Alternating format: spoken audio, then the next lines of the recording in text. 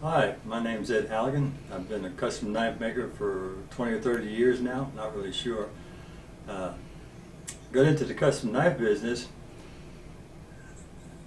through the years. I've been a mechanic with Delta Airlines, and every mechanic carries a pocket knife.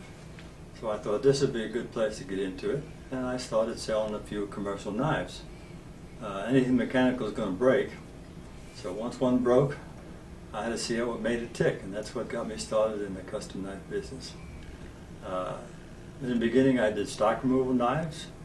A little further on I got into the Knife Makers Guild and got a little more elaborate into folding knives, tactical knives, and about any type of knife you could think of. A little further down the line I got interested in forging knives and got a Master Smith rating with the American Bladesmith Society.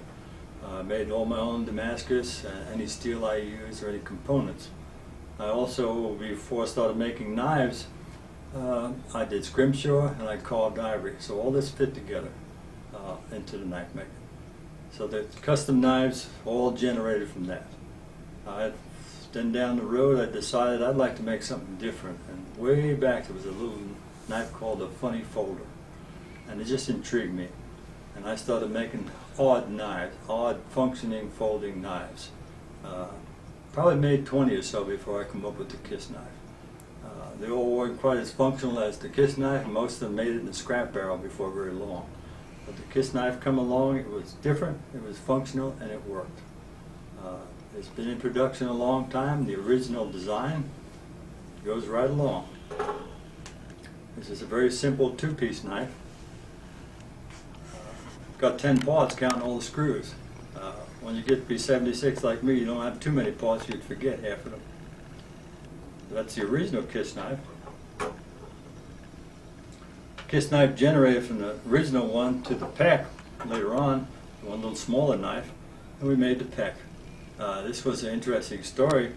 This was back before all the high-class technology. We had fax machines, and I got this fax one day with this blob in the middle of it from Columbia River. I sent them back.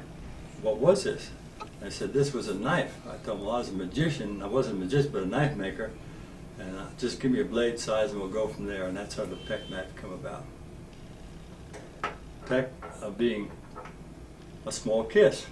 Also, by somebody at Columbia River, come up with perfectly engineered compact knife. Myself and Ed Van Hoy got together, and we come up with the Kiss two-timer. Ed had the idea of making a pocketed blade in the original. Opened, you can see the pocketed blade in it. We can drop the main blade back and you can still see the small blade. That was the Kiss two-timer,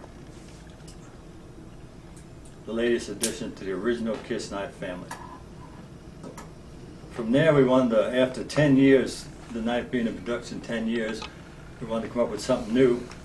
So I designed a similar knife with a complete frame with no break in the lock. The lock is in the center, locks into the blade. To really upgrade the Kiss knife after 10 years. And that's what we come up with here. Again, the smaller version, just scaled down. The latest to date would be a slip joint. This is called a slip Kiss. In Europe, they can't carry lockbacks anymore.